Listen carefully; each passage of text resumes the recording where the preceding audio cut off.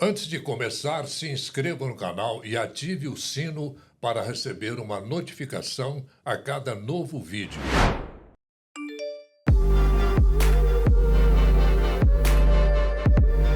Olá, estamos chegando com mais um Conversa com Orley, aquele nosso bate-papo de toda semana, como a gente sempre diz aqui, falando sobre empreendedores, empreendedorismo, empresas, gente que trabalha, gente que faz sucesso através do seu esforço. Hoje nós temos o grande prazer de receber aqui um araguarino, o berlandense, o berlandino, o Gustavo Debs. Gustavo, um prazer muito grande ter aqui conosco hoje. O prazer é meu. Super obrigado pelo convite. E é isso aí. Muito bom. Vocês prestem atenção aí que é uma história interessante. O Gustavo Debs é formado em Ciência da Computação aqui em Uberlândia, Administração em Ouro Preto, possui MBA em Gestão de Projetos pela Fundação Getúlio Vargas e especialização em empreendedorismo em Stanford, na Califórnia, Estados Unidos, que é uma das instituições mais prestigiadas do mundo. Bom, agora você deve estar aí perguntando, você que não conhece a história do Gustavo, tá bom, e daí? Quem é esse cara? Muito bom, vamos lá. A história do Gustavo começou quando ele recebeu um convite do ex-head de inovação da Algar, o Bruno Pierobon, para se juntar a ele e outro colega da Algar, o Flávio Zago, num projeto que criaria a ZUP. E daí, Gustavo, conta essa história aí. É verdade. O Bruno, na época, tinha vindo aqui para Uberlândia para estudar. Aí eu queria arrumar um emprego, né? Justamente para eu conseguir me manter aqui. E eu fui conversar com o Bruno, que atualmente é meu sócio. E na época ele me contratou quase como estagiário ali, ainda era um analista júnior, mas naquele modelo meio trainee, né? Tá entre um estagiário e um analista júnior. E acabou que a gente se tornou ali amigos, né? Mais do que colegas de trabalho. Num momento ali de que todas as empresas grandes, às vezes, elas passam, né? De altos e baixos. Com Um certeza. momento ali... Teve um momento que ali na Algar Telecom estava naquele processo de mudança, né? De desfazer uma área, criar outras. E a gente viu uma oportunidade de começar uma empresa, né? A gente contratava muito empresa de TI e a gente questionava muito a Para qualidade prestar serviço para para prestar Algar. serviço para a própria Algar, né? Para as nossas áreas ali. E a gente reclamava muito da qualidade dos prestadores de serviço, né? Então a gente viu uma oportunidade grande de falar, pensamos, né? E se nós mesmos prestássemos serviço para a própria Algar, né? A gente tem conhecimento, a gente tem capacidade. Então foi ali onde que a gente começou. O Bruno, ele ainda era executivo da Algar. Eu saí, a gente fez um combinado, né? Falou, vou sair, eu rodo a empresa mais ou menos um ano, uns 8 meses. E se der certo, depois você sai. Ele comunicou com o pessoal da Algar, falou, estou abrindo uma empresa aqui em É um paralelo. jogo bem aberto, né? Super, super, super.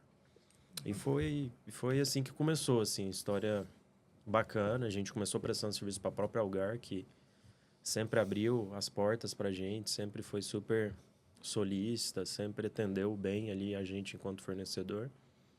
Mas chegou um momento que a gente viu que tinha uma necessidade de crescer, né? Não continuar só aqui em Uberlândia, dado...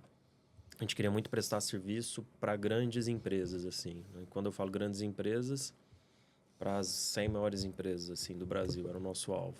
Então, a gente entendeu que a gente teria que ir para São Paulo e não continuar aqui em Uberlândia, porque senão a gente ficaria muito restrito no setor que a gente queria prestar serviço, que era o setor financeiro, o setor de telecom, que nele na época eram os setores, eu acho que ainda hoje são os setores que mais investem em tecnologia. Aí já era a ZUP. Aí era a ZUP, já era a ZUP. A gente começou nesse processo de consultoria, depois a gente foi criando alguns produtos de base tecnológica, sempre atendendo ali o setor financeiro, o setor de telecom. Vocês já atenderam a Vivo, estou vendo aqui, a Vivo, o Via Varejo, o Banco Original, o Santander e por aí. Isso. Praticamente dos bancos, que a gente fala dos bancões, né? A gente atendeu praticamente todos os bancos brasileiros. A gente atendeu praticamente todas as telecoms também brasileiras. Então, diria que a gente conseguiu obter o sucesso que a gente buscava inicial, de focar nas maiores empresas, pelo menos as que mais investem no setor de tecnologia no país. Isso aí aguçou o interesse do Itaú por vocês. Banco Foi. Itaú. A gente já prestava serviço para o Itaú. A gente estava no projeto com eles chamado IT, que era um cartão digital sem custo que o Itaú estava criando. Uhum. E a gente vinha tendo muito sucesso em conjunto com esse processo, com esse projeto. E, em paralelo, tinha outras empresas sondando a gente para fazer uma aquisição. Então, a gente já estava nesse processo de ouvir propostas de outras empresas. Empresas de Bacana isso, né? empresa de consultoria internacional, várias outras empresas. E no processo final de compra de uma dessas empresas de grande nome, de consultoria internacional, essa empresa ela teria que conversar com alguns dos nossos clientes que ela consideraria importante. E um dos clientes que ela conversou foi o Itaú. Aí você vê como que é engraçado, né? As coisas assim. Aí o Itaú falou, né? Ligou pra gente e falou, ó, empresa X, pessoa da empresa X aqui, o presidente me ligou, falou que ele está no processo de M&A com vocês, mas a gente quer participar desse processo. Aí a gente falou, nossa, mas, cara, a gente já está conversando com essa empresa já tem 11 meses, assim. É muito difícil, eu não tenho nem justificativa para falar para a pessoa ali, para a empresa, por que eu vou demorar mais X dias, né? Essa é a etapa final, ele conversar com os clientes e pegar um feedback dos clientes, o quanto realmente que a gente é bom de serviço. Aí o Itaú falou, não, a gente consegue fechar o deal, o negócio, em 30 dias. Aí a gente falou, cara, mas será assim, o Itaú tem assim a fama de ser um banco tradicional, geralmente mais burocrático, né? Mas tem todo o tempo dele, os tempos e movimentos do Itaú. Mas dito e feito, assim, eles não fecharam com 30, mas fecharam com 31 dias. Olha. Então eles vinham para cá, para Uberlândia, praticamente toda semana, para conhecer toda a operação. Já conheciam a gente como prestador de serviço, mas vieram para conhecer mesmo o coração, assim, do negócio. Né? 500 milhões de reais. Foi o preço divulgado, né? Infelizmente, público. Tem umas cifras assim que não dá para... E foi uma história engraçada, porque... Para manter debaixo do travesseiro, né? Então, mas... porque na nossa cabeça, a gente iria manter, né? A gente não sabia que era obrigado ele divulgar o preço. Sim. Então, um dia antes, o dia que a gente assinou, a gente estava lá comemorando lá com o pessoal do Itaú e tal. Aí o vice-presidente falou, né? Me perguntou, falou, como que vocês estão pensando em falar com os funcionários? Aí a gente falou, amanhã vai ter um café da manhã, eu tô voltando para Uberlândia, amanhã de madrugada, os meninos vão ficar aqui em São Paulo. Quantos funcionários, Gustavo? Até o momento que eu saí da empresa, tinha 3.200. Quando a gente foi adquirido, a gente tinha uns 900 desenvolvedores por aí. Aí ele falou, tá, mas vocês não vão mandar um e-mail agora, que a gente acabou de assinar? Eu falei, não, a gente deixou para falar amanhã, pessoalmente. Ele falou, não, você não está entendendo, isso aqui é um fato relevante. Fato relevante, eu sou obrigado a comunicar ao mercado. Todo mundo que tem ação do Itaú, eles vão receber no e-mail agora. E mais, eu tenho que falar o valor público de quanto que foi a aquisição. Aí a gente olhou e falou, putz, mas... Beleza, anunciar, mas falar o valor, cara... Não, assim, eu sou de Uberlândia, não é que eu sou de São Paulo, que acontece uma transação dessa por dia, né? Uhum. Aí eles falaram, não, mas a gente é obrigado. É um fator relevante. E pra gente, que é uma empresa listada, acima de... Dá duas mega acumuladas, né? Acima de 50 milhões, se eu não me engano, é obrigatório eles falarem o motivo, por que foi feito, etc. Nível dentro de governança corporativa, né? Nível de transparência. Então foi meio que um choque, assim, porque... Obviamente, a gente, como bom mineiro, não queria que ninguém ficasse sabendo mesmo, de fato. E entra também um pouquinho de zelo também, né? Porque envolve família, envolve uma série de coisas. Né? Ô, Gustavo, eu andei chupando algumas informações de entrevistas que você deu, Claro. inclusive para o Rogério Neri. Sim. Você falou algumas coisas interessantes nessa entrevista. Eu vou copiar o Rogério e depois eu te dou um truco. O setor de tecnologia acelerou muito durante a pandemia. Muito. Como é que foi isso? Eu acho que durante a pandemia, assim, as empresas se viram numa encruzilhada, né? Really, não tinha muito como você trazer os clientes ali para a loja física. Então, acho que o comportamento ali, ele mudou muito e ele mudou para continuar, né? Uhum. A gente fala ali que são 2, 3 anos atrás, mas parece que já faz mais tempo, assim, né? Eu falo que a gente viveu uma distorção do espaço-tempo, assim. Então, vários processos que às vezes não eram tão comuns, cotidianos, né? Exemplos, assim, super simples. Desde você pedir uma comida, o nível de crescimento do iFood na pandemia é um negócio, assim, assustador, né? Estrondoso. E foi o que fez com que muitos restaurantes tivessem, que conseguiram, né, manter as portas abertas, porque senão... Eles foram obrigados a mudar, né? Eles foram obrigados a mudar. Então, assim como os vários setores foram obrigados a mudar e acelerar, né, muito, muito, muito essa transformação digital. Então, o varejo mesmo, né, assim, você não podia mais ir numa loja física. E aí, né? Todo mundo que não tinha uma estratégia digital ou de transformação digital, a gente costuma dizer que se era uma estratégia de 5, 10 anos, essas empresas tiveram que acelerar para 5, 6 meses, né? Senão, fatalmente, elas teriam fechado as portas. Porque é isso, né? Beleza, eu tenho uma necessidade, eu quero comprar. E aí, o que eu faço? E as pessoas, as empresas ainda tinham que ser criativas, né? Assim, como que eu vou chamar a atenção desse cliente para comprar algo, sendo que a gente está num momento de pandemia, assim, não de que, em teoria, não faz muito sentido você gastar. Então, teve uma mudança comportamental e isso, de fato, acelerou demais, demais, demais essa transformação digital. Durante a pandemia, a gente teve um processo de aumento salarial dos desenvolvedores, assim, que eu acho que dificilmente a gente vai ver isso acontecendo numa outra profissão. Porque como a demanda para essa transformação era muito grande, teve uma falta de profissionais, porque todo mundo estava querendo investir muito. E todas as empresas estavam brigando ali para contratar os melhores profissionais. O setor de tecnologia não tem problema de você trabalhar remoto, né, à distância. Então, a gente começou aqui, Brasil, a sofrer muito ataque também de empresas estrangeiras querendo contratar profissionais brasileiros, obviamente que falassem, né, uma língua estrangeira, mas foi uma loucura, assim, uma loucura, em todos os sentidos, né? Luciano, o Ecoparque é uma grande realidade. É um prazer te receber aqui, Orley, para você ver com seus próprios olhos, seus telespectadores, o quanto isso aqui já é uma realidade, um bairro 100% planejado. A primeira entrega em Conil, estamos preparando agora, foram 270 lotes, já organizando essa entrega, já pronto para construir. É um bairro essencialmente residencial, mas com toda a estrutura comercial, vamos dizer assim, para atender os moradores. Exato. Os bairros planejados têm essas características, né? Então, eu tenho uma oferta comercial para trazer toda a conveniência para o bairro.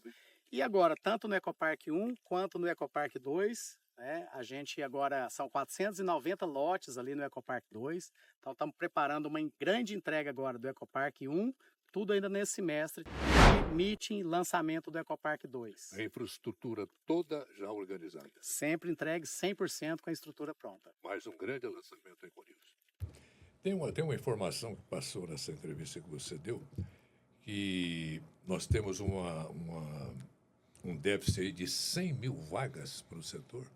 Ou já é maior esse número?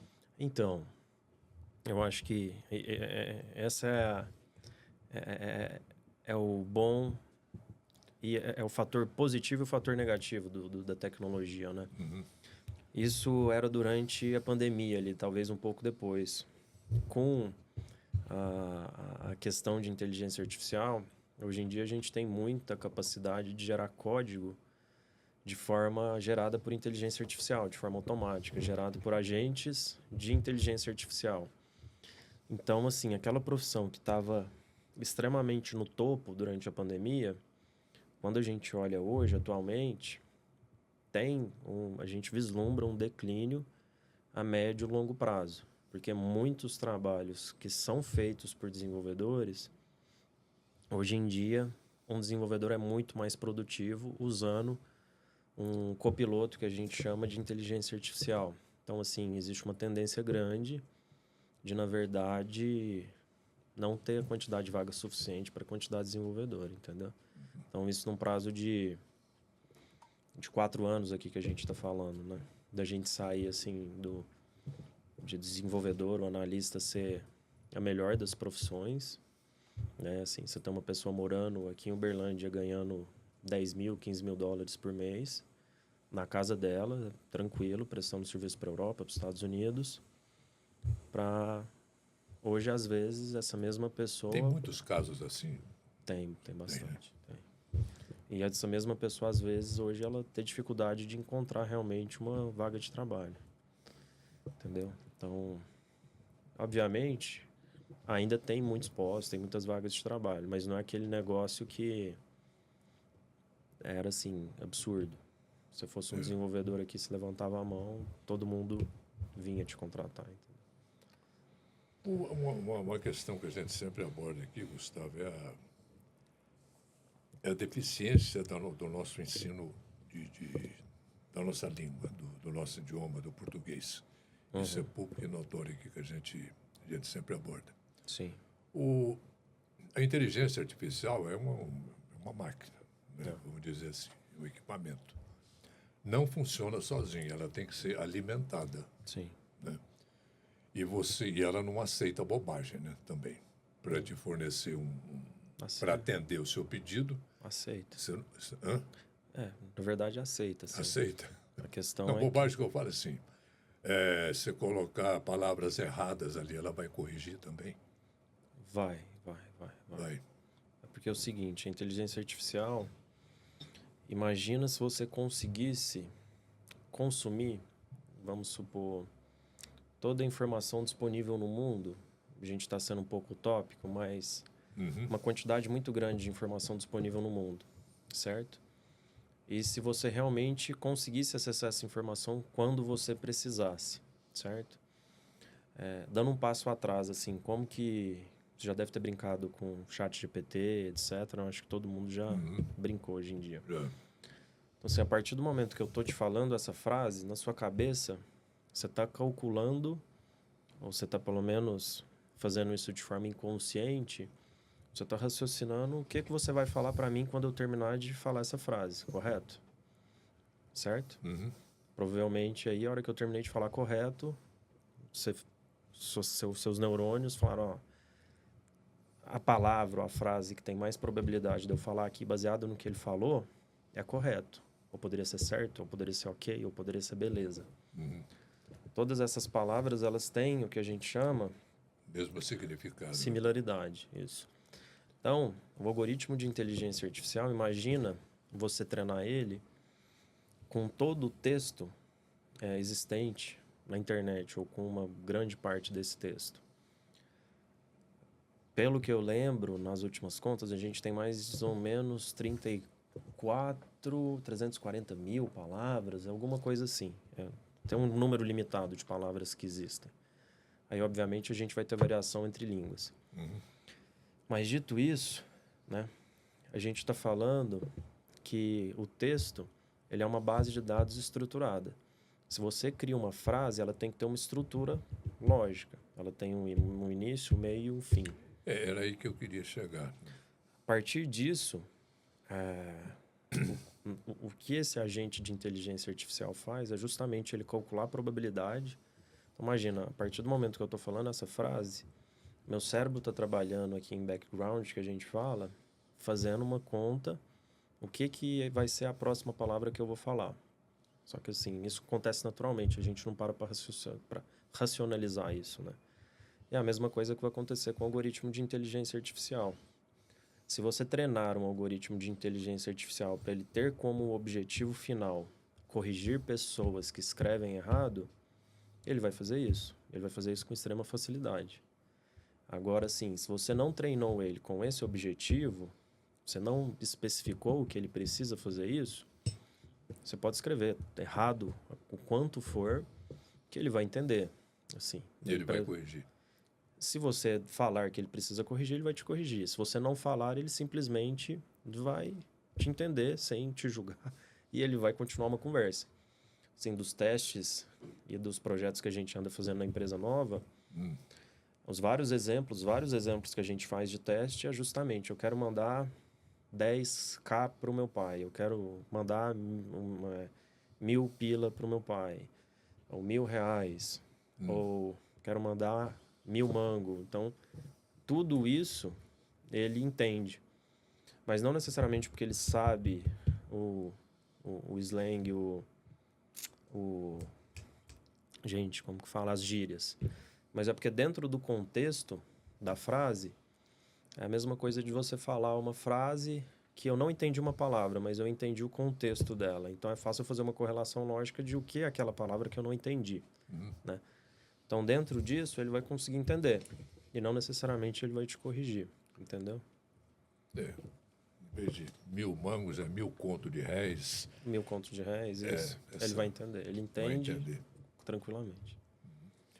Ô, Gustavo, poucas empresas hoje ainda têm capacidade de tomar decisões baseadas em dados e ouvir o seu cliente final. Como é que você vê essa coisa?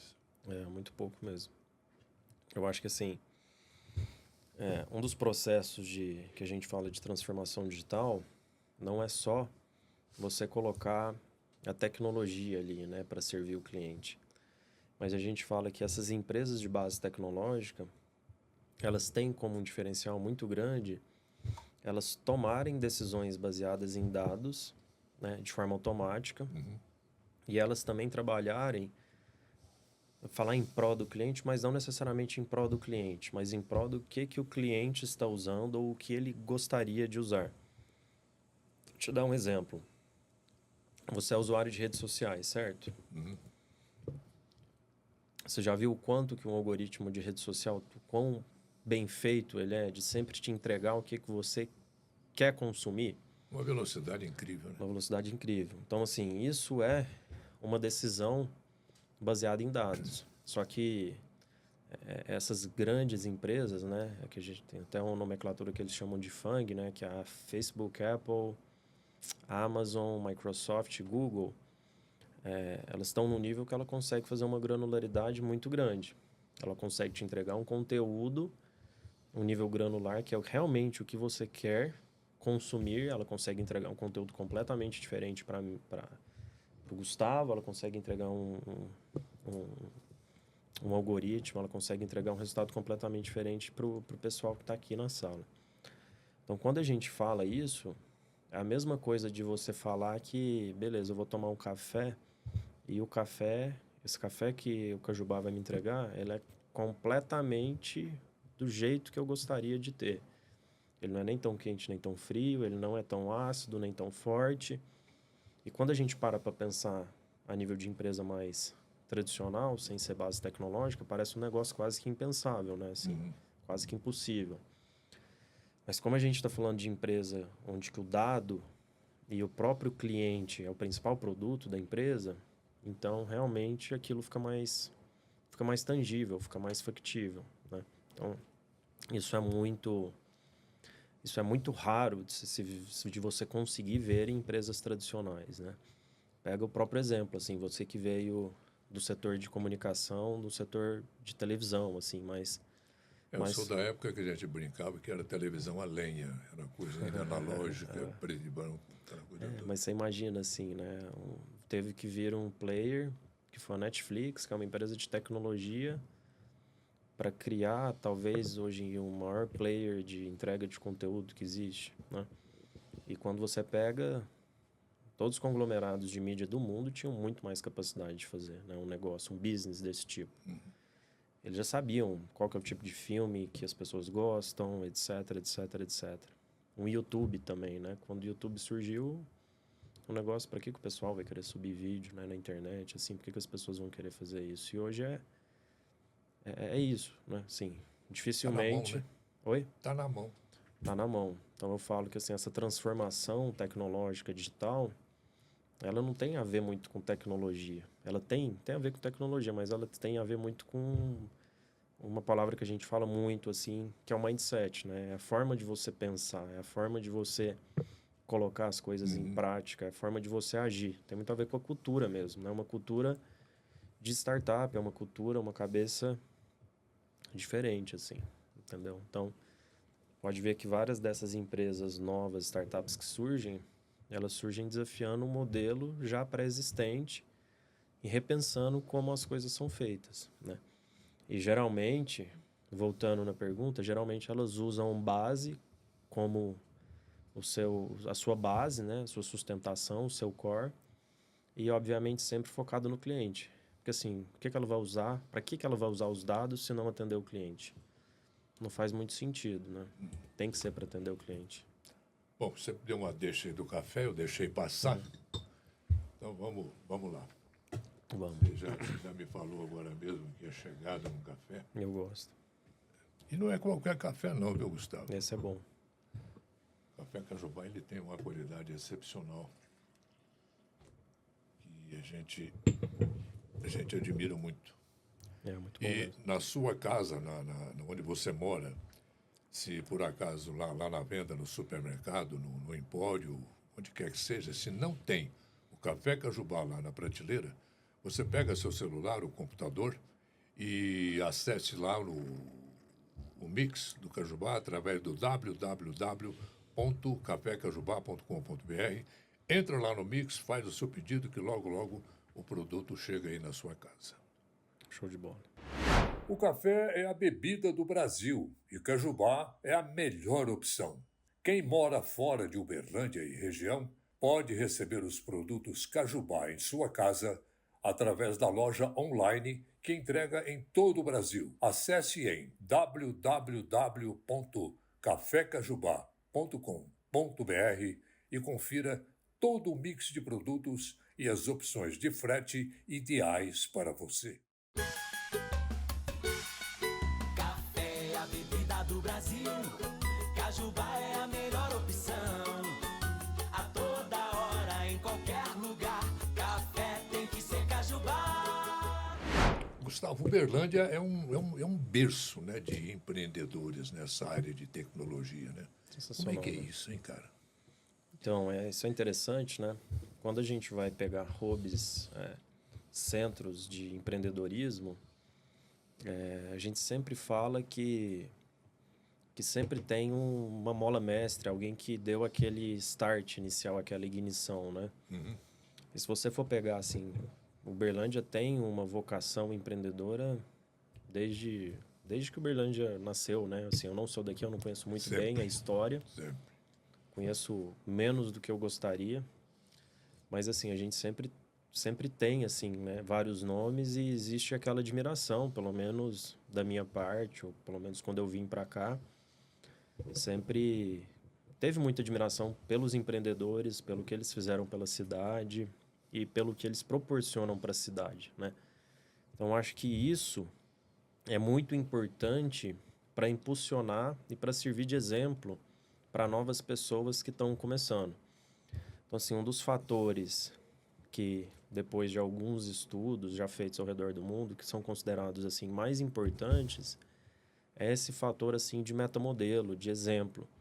Então, falou, cara, se existe um cara que começou aqui no interior do Brasil e ele desbravou o Brasil inteiro, entregando um café, ou entregando produto de limpeza, pô, será que eu consigo também, né? Tá mais próximo, é mais tangível, né? É diferente de você olhar, mas, cara, mas o Elon Musk, o cara tá lá em Los Angeles, é muito distante, né? Não é palpável. Agora, você tem muito exemplo de empreendedor de sucesso da sua região, que é aqui, que de repente você tem acesso de ver ele falando, que não é um cara completamente inacessível.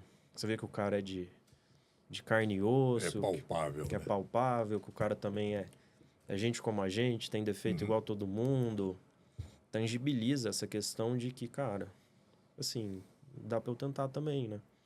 Então, eu acho que a cidade ter essa vocação e ter tantos exemplos positivos eu acho que ajuda demais, sabe? E eu acho que a partir do momento que acontece, isso vai servindo de exemplo, vai inspirando e fazendo outras pessoas quererem tentar também, assim. O próprio exemplo, desde que a gente fez a venda para o Itaú, acho que tivemos uns 3 ou 4 funcionários que pediram demissão para empreender também, né?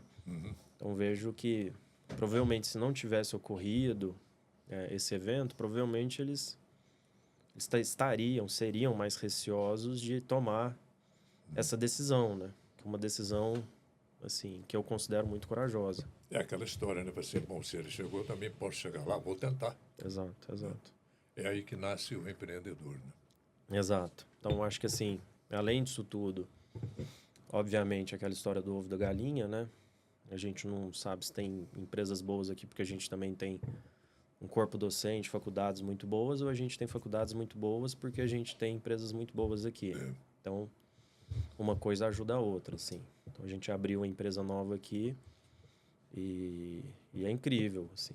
É incrível a capacidade de formação de profissionais, capacidade intelectual do pessoal, assim, é absurdo. É muito, muito, muito fora da média, assim, é muito bom. E, obviamente, se a gente não tivesse esses centros de excelência que a gente tem aqui, com certeza a gente não conseguiria ter empresas de base tecnológica tão boas também. Uma coisa caminha junto com a outra, né? Com certeza. Uma é consequência da outra também, né? O Gustavo, o Elon Musk teria dito há pouco tempo que ele estava preocupado com o crescimento da inteligência artificial, de atingir um ponto que poderia ficar incontrolável. Como é que você vê isso? É uma preocupação que... Então, é interessante, porque assim, a gente tem duas vertentes assim, nesse campo de inteligência artificial, né? A gente tem pessoas que realmente são mais... pintam um cenário mais catastrófico, vamos dizer assim, tipo Elon Musk. Tem hoje um dos maiores estudiosos sobre AI, inteligência artificial também, que é um professor de Berkeley, esqueci o nome dele agora, que ele fala assim, vai chegar um momento que é impossível. Assim, a inteligência artificial vai saber mais do que a gente. É impossível isso não acontecer, vai acontecer rápido. E ele fala, nunca antes na história da humanidade o ser humano se deparou com um outro ser, um outro animal, um outro, chame lá do que você quiser, que seja mais inteligente que a gente. A gente nunca viveu isso. Seria um negócio completamente novo. E aí, como que a gente iria lidar com isso? Aí, o pensamento assim, dele, o raciocínio cara, no momento você pode até achar que a gente vai conseguir controlar, mas é a mesma coisa você com seu filho. Seu filho, assim, você pode até falar, fazer com que ele pense que ele está te controlando de alguma forma, mas você tem mais... Como você tem mais capacidade cognitiva que ele, é impossível ele te controlar. E realmente, assim, pra gente que entende tecnologia, é preocupante. Porque uma vez que se um sistema ele realmente está ligado na internet e realmente ele vai entender tudo sobre tudo, dá para pensar bastante coisa ruim, como dá para pensar bastante coisa boa também. Eu sou de uma vertente mais positiva, mas também entendo, assim, para quem vai para uma vertente mais... lá negativo. no fundo mora um perigo qualquer, né? Mora um perigo qualquer. É bem complicado. A inteligência artificial já... Ela raciocina, não? Um pouco de raciocínio. É boa pergunta, assim. Depende. A gente deveria dar 2 passos atrás para definir o que é raciocínio, né? O que é raciocínio, assim?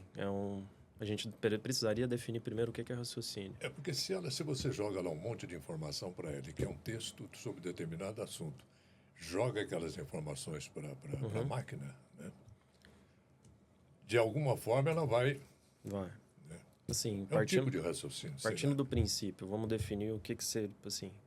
A gente não tem um dicionário aqui, nem um Google próximo. Vamos tentar definir o que seria um raciocínio. Na minha cabeça é tomar uma decisão lógica baseado em algum conhecimento prévio, né? Não necessariamente é você tomar uma boa decisão, Mas aí vamos simplificar e vamos falar que o raciocínio é você tomar uma boa decisão a partir de um argumento lógico, certo?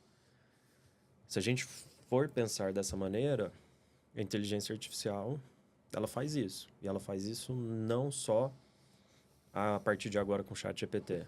Ela já faz isso já tem muito tempo. Muito tempo mesmo, assim. Então, só que os algoritmos, eles eram mais rudimentares. Vamos pensar o seguinte. Criar um algoritmo de inteligência artificial aqui agora, bem simples. Talvez é o mais primitivo, chamado árvore de decisão. Imagina que você é um banco, uma instituição financeira. Você tem que negar ou conceder crédito para o seu cliente. Eu vou te dar 3 variáveis. Eu vou te dar renda, eu vou te dar gasto, e eu vou te dar outra variável que se a pessoa ela já foi negativada ou não na vida dela, certo? Então, imagina o seguinte. O que seria um raciocínio lógico para você implementar aqui? Se a pessoa ela recebe mais do que ela ganha, né? Mais do que ela gasta, parece um argumento lógico, certo? Então, assim, eu combatendo essas 2 variáveis, a pessoa ganha mais do que ela gasta. Ok, vamos para a próxima camada de decisão. Ela já foi negativada na vida dela? Sim ou não? Vamos supor que ela nunca foi. Me parece um raciocínio lógico para você conseguir ceder um crédito para ela, certo? Aqui a gente está simplificando ao máximo, do máximo, um raciocínio de inteligência artificial.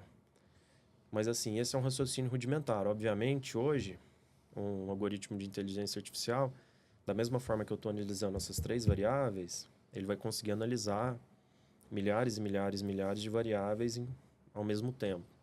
Tempo real em paralelo. E outra, ele consegue fazer isso baseado em dados históricos. Então, assim, mas baseado em dados históricos, a pessoa que tem esse tipo de comportamento, fatalmente, ela vai dar calote no banco. Então, baseados em dados históricos, probabilisticamente, eu não vou te emprestar dinheiro ou vou te emprestar. Por quê? Porque baseado no comportamento humano, quem age desse jeito, dá calote, ponto. Então, assim, dito isso, pensando que isso é raciocínio, ela consegue raciocinar. Só que beleza, assim, ela vai fazer um raciocínio em cima do que você explicou para ela. São os algoritmos mais rudimentares. Hoje em dia a gente tem alguns algoritmos que simplesmente você despeja, vamos falar, eu vou despejar 1 milhão de variáveis com dado histórico desde 1970. Acha uma correlação lógica. Ela vai conseguir achar coisas que a gente nunca conseguiria achar. Nunca. Impossível. Assim, impossível é uma palavra meio complicada, mas talvez você demoraria algumas décadas para conseguir chegar no que ela conseguiria chegar em horas, talvez. Entendeu?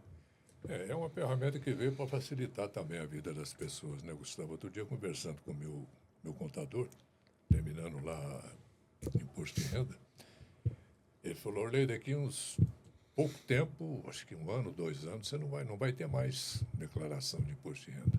Não vai. A própria Receita já vai te informar. E que, quer dizer, isso já é uma inteligência artificial, né? A tecnologia. Com certeza. Que não vai ter mais aquela coisa de ficar preenchendo papel, aquela coisa, a própria Receita lá, ela já faz de acordo com os dados que você fornece durante toda a sua vida. Exato. Neste ano de 2024, a Start Química do Grupo Lima & Berger completa 37 anos de mercado. É um conglomerado genuinamente brasileiro com mais de 3.500 colaboradores. São empresas nas áreas de embalagens, cosméticos e beleza, aditivos agrícolas, cuidados orais. A Start, empresa matriz do grupo, possui o maior mix de produtos químicos do Brasil, envolvendo limpadores, detergentes, desinfetantes, lava-roupa, amaciantes, etc. São mais de 35 mil pontos de vendas em mais de 2.000 municípios e exportando para os Estados Unidos, América do Sul, Europa e África. Gustavo, essa área de tecnologia, de inteligência artificial e tudo mais, é habitada principalmente por jovens. Não necessariamente. O maior A gente fala muito do Warren Buffett, né? O maior investidor da Bolsa. Certo. Recentemente, faleceu um dos maiores investidores, que era um matemático, que... Gente, me fugiu completamente o nome dele agora. Ele morreu com 80 anos e ele era um matemático que foi o pai de muita coisa da inteligência artificial, que ele simplesmente comprovou que ele não precisava entender nada sobre economia. Na verdade, ele sempre evitou estudar economia para não enviesar os estudos dele, justamente provando que um algoritmo de inteligência artificial consegue investir numa bolsa de valores muito melhor do que um ser humano. E foi o dono do fundo do Medallion. Ele morreu um mês passado, 2 meses atrás. Ele tem um livro muito, muito bom.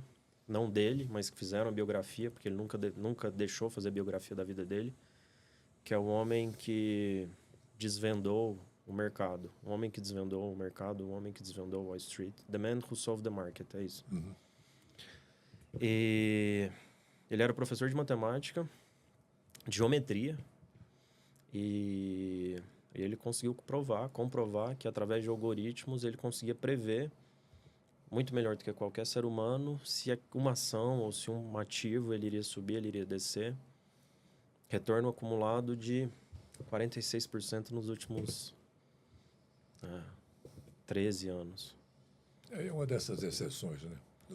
Exceção, mas assim, No mundo. isso não quer dizer que são apenas os jovens que estão ligados à inteligência artificial. Já é um negócio muito, muito antigo, né? Mas aí, obviamente, as gerações novas elas vêm trabalhando com novos modelos de inteligência artificial, novos modelos computacionais, até porque o mundo vem evoluindo a nível de tecnologia.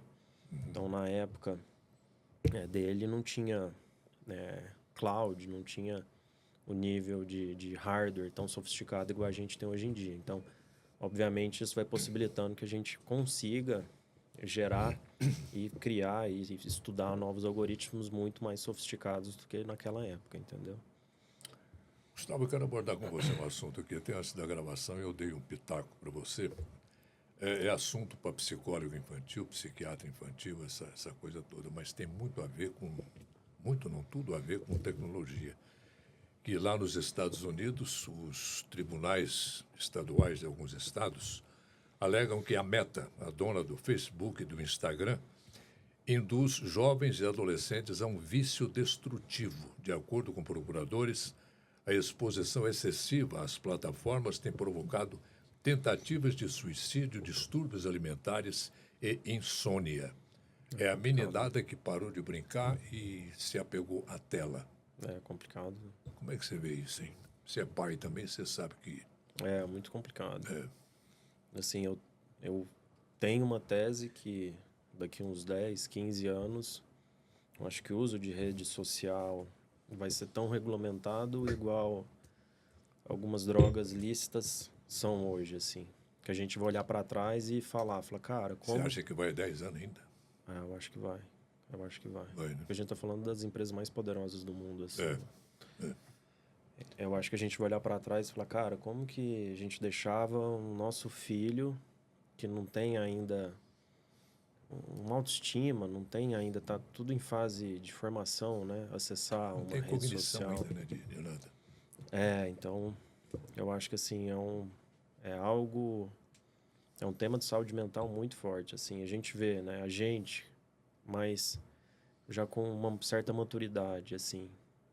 Quantas vezes você já não se pegou ali meio que preso num algoritmo de rede social, porque ele está te entregando, a gente brinca, né? Ele está te entregando a forma mais fácil de entrega de dopamina, que não é uma droga, é uma rede social. Ela está ativando realmente ali a parte de prazer do seu cérebro, né? Ela está te entregando o que você gosta de assistir no momento que você precisa, que você quer, de forma condensada, em 30 segundos. E adivinha o que você quer, né? Você já explicou para ela o que você quer, né?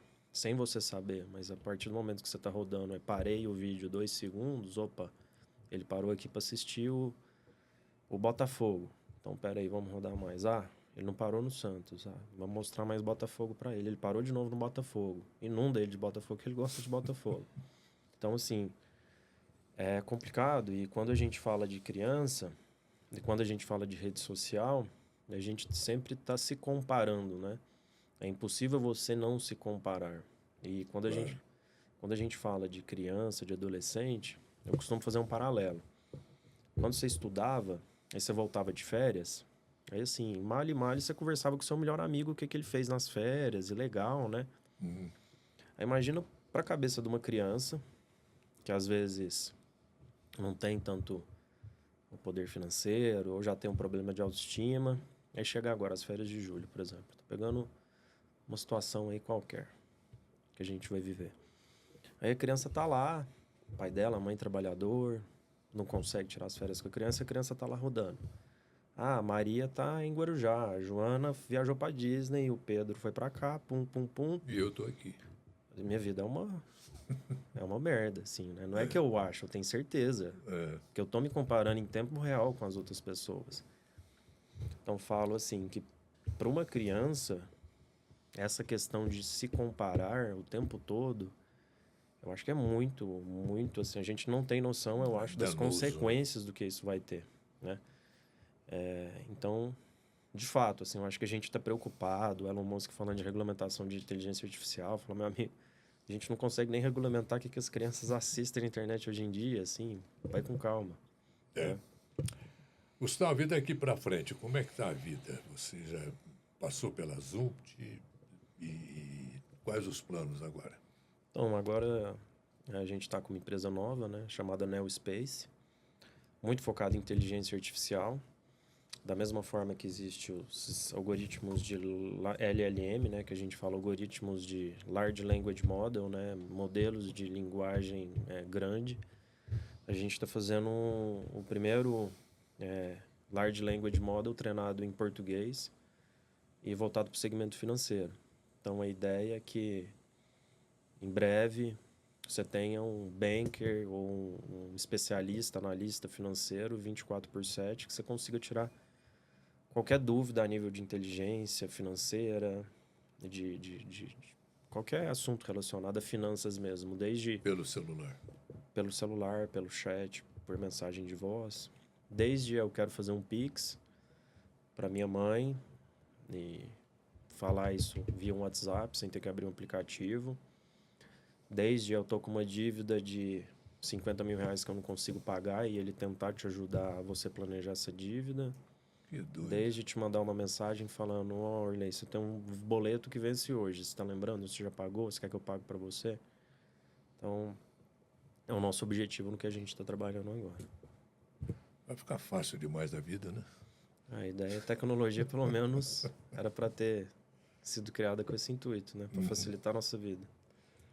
Gustavo Deverson, um prazer enorme tê-lo aqui conosco, mas o microfone está aí à sua disposição, você quiser fazer mais alguma explanação sobre esse admirável mundo novo aí que nos cerca, que já não é tão novo assim, né?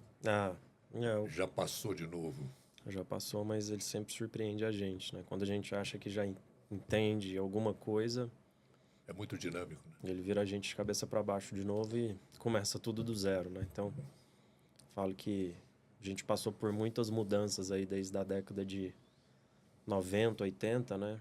Computador pessoal, internet, celular, cloud computing, agora a questão de inteligência artificial. Então, são muitas mudanças que a gente fala assim que deu uma estilingada no mundo, né? Mudou completamente a forma com que a gente age, interage, se comporta e por aí vai. E eu costumo dizer que a tecnologia não é fim, a tecnologia é meio, né? A tecnologia nunca vai ser o fim por si só, ela sempre é um meio para fazer você atingir algum objetivo. Então, às vezes as pessoas confundem um pouco, né? Ah, mas eu quero fazer isso, colocar a minha empresa para usar essa tecnologia. Mas assim, qual que é o motivo? A tecnologia é um meio. Você pode resolver o mesmo problema de diversas formas. Você pode chegar lá em Araguari de diversas formas usando a tecnologia. Pode ser um carro, pode ser um avião, pode ser um helicóptero. Mas e aí, assim, o que faz mais sentido para você? Acho que Esse é o ponto principal, né? Como que a gente realmente usa a tecnologia não nos usa, né? Então, como que você faz esse raciocínio? É um cuidado importante esse aí que você acabou de falar. Gustavo, muito obrigado. Viu? Obrigado, É um prazer enorme tê-lo aqui conosco e te agradeço muito pelas informações que você passou para o nosso pessoal, para quem nos segue. A você, pela sua atenção, o nosso muito obrigado pelo carinho, pela audiência. Até a próxima.